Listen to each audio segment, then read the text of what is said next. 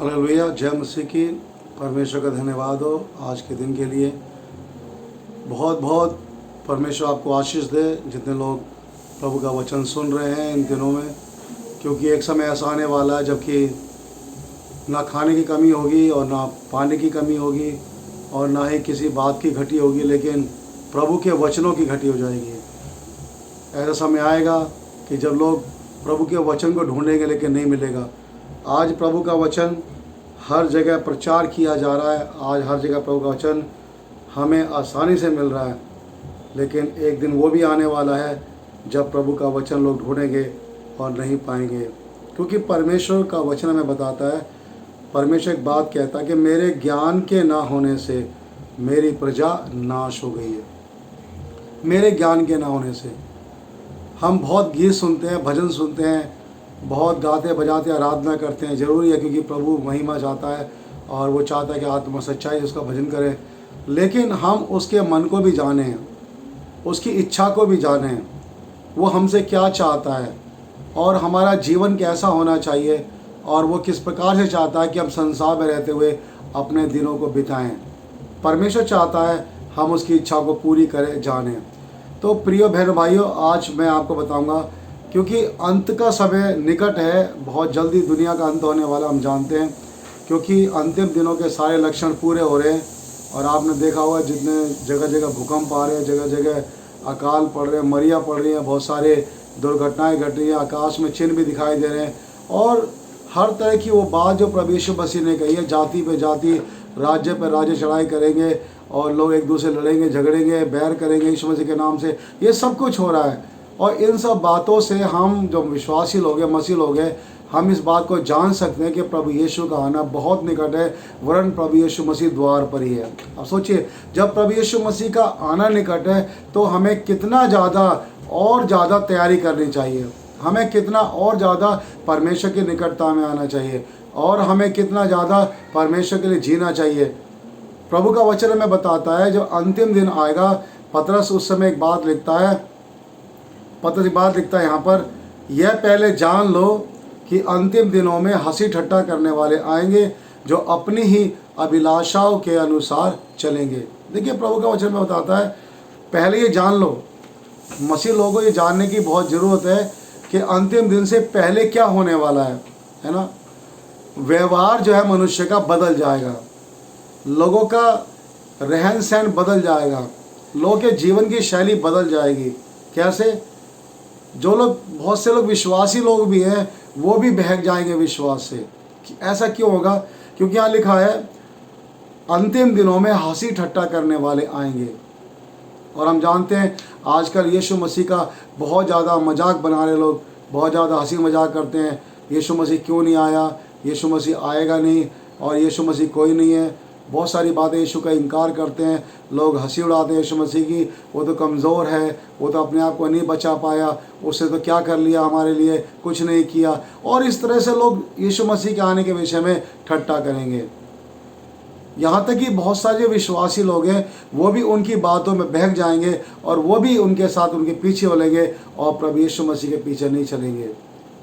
तो पतरस यहाँ पर बताता है, दूसरा पतरस 3 अध्याय के अंदर 3 पद में, कि पहले जान लो कि अंतिम दिनों में हंसी ठट्ठा करने वाले आएंगे जो अपनी ही अभिलाषाओं के अनुसार चलेंगे। मतलब अंतिम दिन में क्या होगा कि लोग अपनी मर्जी के मालिक होंगे, अपनी ही अभिलाषा के अनुसार चलेंगे। They will follow their own lust, परमेश्वर की इच्छा के अनुसार नहीं, परंतु अपनी अभिलाषा, मुझे क्या अच्छा लगता है वो मुझे करना है। वो यही चाहेंगे कि मुझे क्या अच्छा लगता है, मैं वही काम करूं। आज देखिए, आज आराधना का तरीका बदल गया है, आज आराधना का तरीका बिल्कुल चेंज हो चुका है।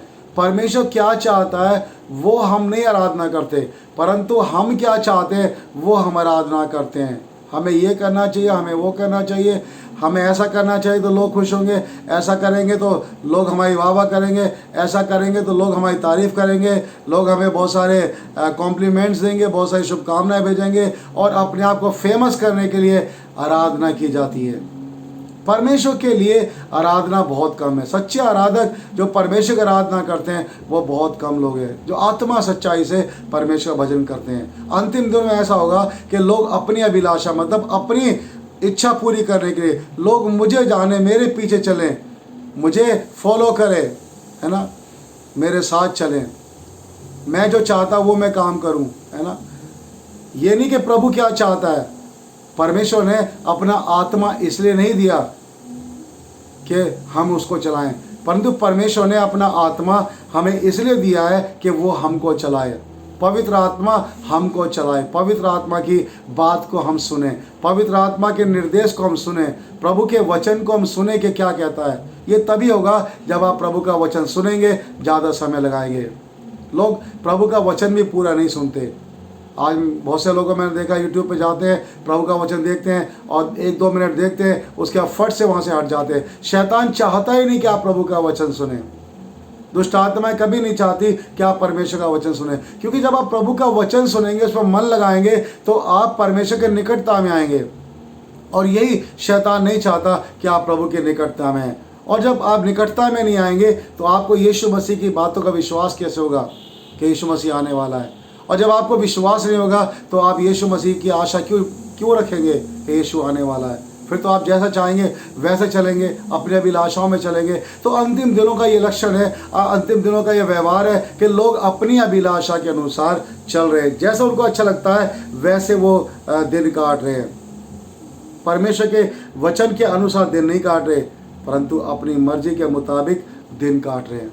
एक वचन और हम देखें, 1 तीमुथियुस का 4 अध्याय, यहाँ लिखा हुआ है, पौलुस एक बात कहता है तीमुथियुस से, 1 पद से पढ़ेंगे। परंतु आत्मा स्पष्टता से कहता है कि आने वाले समय में कितने लोग भरमाने वाली आत्माओं और दुष्ट आत्माओं की शिक्षा पर मन लगाकर विश्वास से बहक जाएंगे। ये ऐसा इसलिए होगा क्योंकि जो अपनी अभिलाषा के अनुसार चलते हैं। आज देखिए, आज क्या आशाएं हैं? आज क्या आशा? आज लोग केवल चंगाई चाहिए, छुटकारा चाहिए, अपने जीवन का सुख चाहिए, अच्छी गाड़ी चाहिए, अच्छा सबको मकान चाहिए, अपने अच्छी चीज़ चाहिए। लेकिन जहाँ दुख उठाने की बारी आती है, जहाँ सताव की बारी आती है, जहाँ पर यीशु मसीह के नाम की निंदा सहने की बारी आती है, वहाँ हम नहीं जाना चाहते। उसमें हम कहते हैं, प्रभु तू कहाँ है, तू बचाता क्यों नहीं? जैसे कि जब प्रभु यीशु को क्रूस पर चढ़ाया गया, बहुत से लोग कह रहे थे तू परमेश्वर का पुत्र है, तो क्रूस से उतरा। तूने कहा था तू परमेश्वर का पुत्र है, तू सामर्थ्य है, तूने बड़े बड़े चमत्कार किए, एक चमत्कार और कर, क्रूस से नीचे उतरा। और देखिए 7 लटके डाकू भी क्या बोलता है कि तू अपने आप को बचा और हमें बचा ले। वो भी क्रोधित होता है यीशु मसीह पर, वो भी यीशु मसीह को बुरा भला कहता है। आज लोग ऐसे ही है, जब लोगों की अभिलाषा पूरी नहीं होती, जब लोगों की इच्छा पूरी नहीं होती, तो वो परमेश्वर का इनकार करते हैं, प्रभु के पीछे चलने से लौट जाते हैं। कलीसिया में भी लोग किस लिए आते हैं? बहुत से लोग केवल अपनी इच्छा पूरी करने के लिए, अपनी अभिलाषाओं में लोग चलना चाहते हैं। परमेश्वर चलाए वैसे नहीं चलते, पवित्र आत्मा चलाए वैसे चलना नहीं चाहते, परंतु अपने मन के मुताबिक चलना चाहते हैं। पौलुस कहता है, आत्मा स्पष्टता से कहता है, पवित्र आत्मा, कि आने वाले समय में कितने लोग भरमाने वाली आत्माओं से, जो भरमाने वाले लोग हैं, जो भरमाने वाली दुष्ट आत्माएं हैं, ऐसा करोगे तो ये हो जाएगा, वैसा करोगे तो वो हो जाएगा, है ना। प्रभु के वचन को पढ़ने के लिए प्रेरित नहीं करते ऐसे लोग। वो कहते हैं जो हम कहें करते रहो, प्रभु का वचन मत पढ़ो, प्रभु के वचन में मत जाओ, और दुष्ट आत्मा की शिक्षा में आ जाएंगे। दुष्ट आत्मा ये करती है, हमें भी वही करना चाहिए। जो नकल शैतान ने की है वो नकल हम करने की कोशिश करते हैं। अन्य जातियों की नकल हम करते हैं, उसने वैसा किया मैं भी वैसा करूँगा।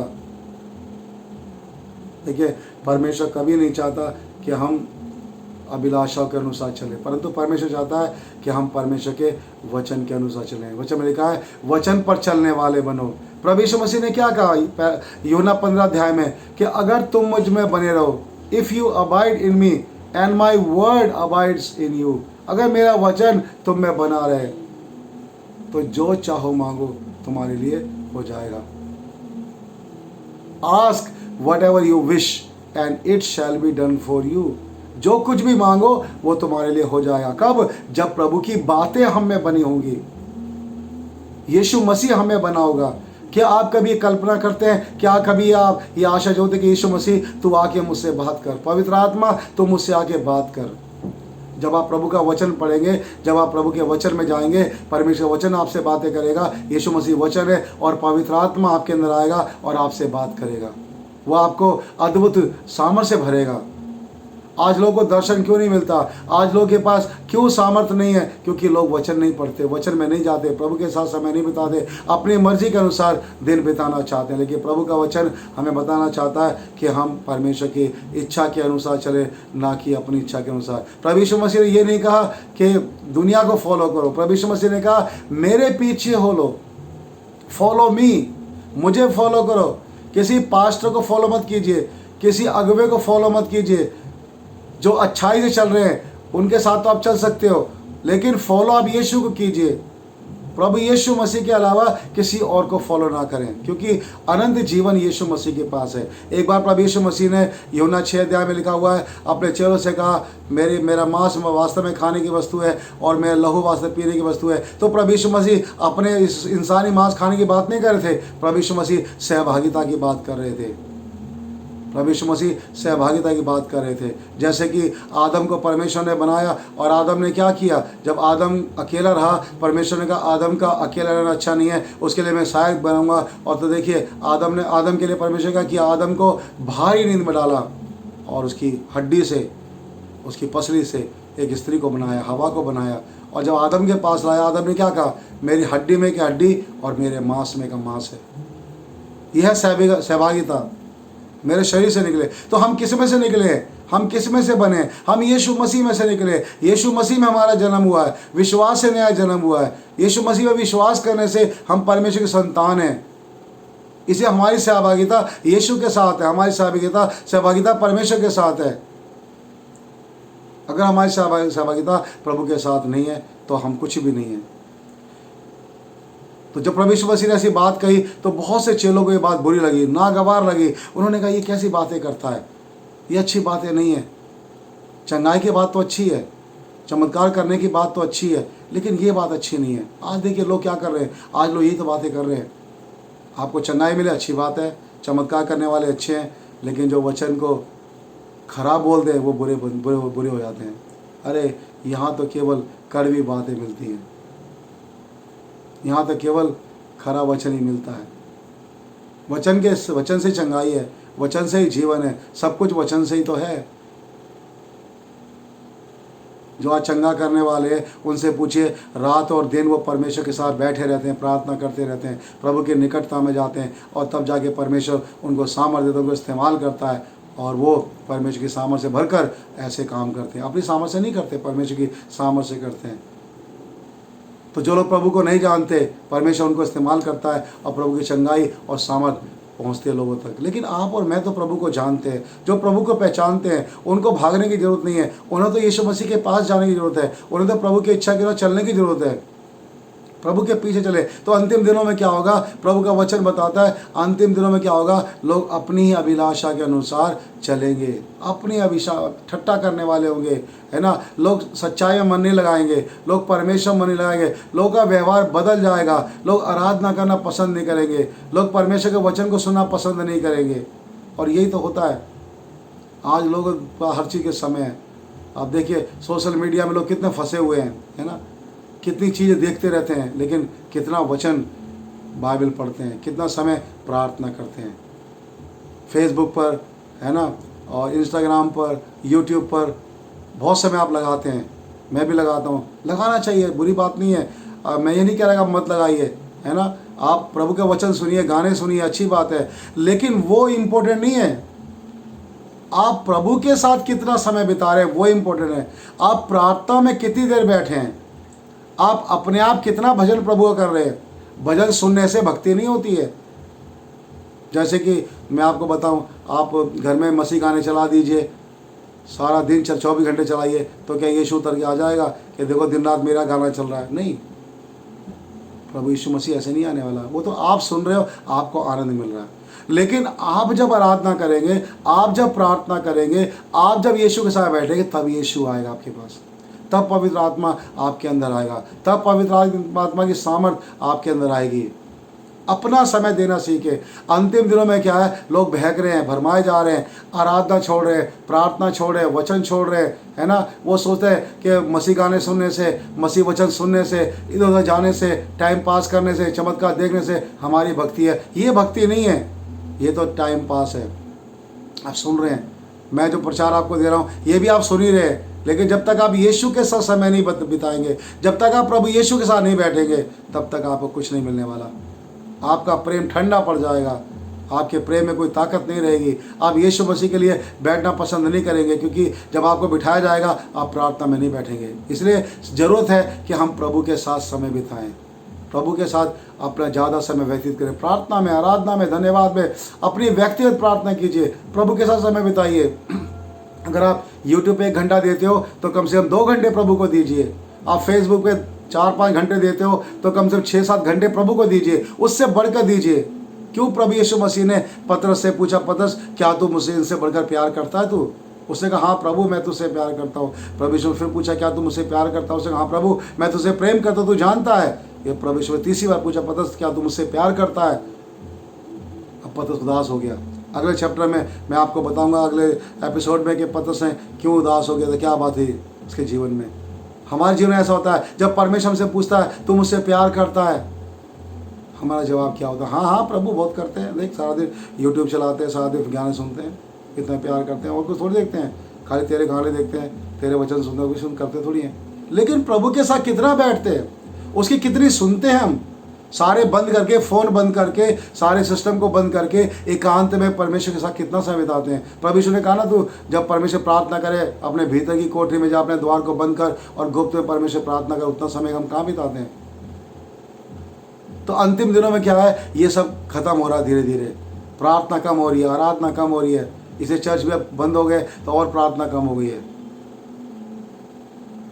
इसलिए अधर्म बहुत बढ़ता जा रहा है, और अधर्म के बढ़ने से बहुत का प्रेम क्या हो रहा है, ठंडा पड़ता जा रहा है। पर मैं और आप अपने प्रेम को बनाए रखें, गर्म रहे, ठंडे ना पड़ जाएं।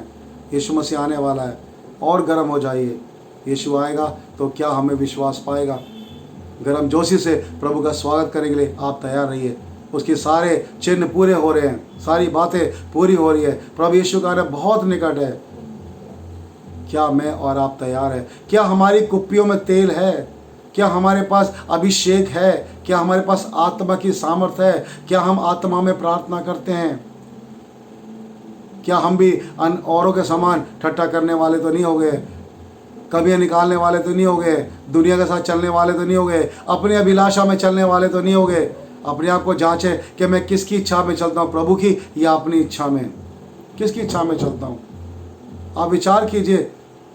अपने जीवन में हमें विचार करने की आवश्यकता है कि हम किसकी इच्छा में चल रहे हैं। अंत के दिन चल रहे हैं। परमेश्वर चाहता है कि हम मन फिराएं और परमेश्वर की महिमा करें। जय मसीह की। इन वचनों के द्वारा परमेश्वर आपको आशीष दे। यदि आप अपना जीवन प्रभु के साथ नहीं बिता रहे तो समय दीजिए, प्रभु को प्रार्थना कीजिए। अपने अभिलाषा के अनुसार मत चलिए। आपको क्या पसंद है वो मत कीजिए, परंतु प्रभु को क्या पसंद है वो काम कीजिए। परमेश्वर इन वचनों के द्वारा आपको आशीष दे। इस वीडियो को शेयर कीजिए ताकि अंत के दिन और भी लोग जानें, और पूरा वीडियो सुनकर एक दूसरे को शेयर करें, और कमेंट करना ना भूलें कि प्रभु ने आपको कितनी आशीष दी है। जय मसीह की। परमेश्वर आपको आशीष दे। फिर मिलेंगे। प्रभु आपको आशीष दे।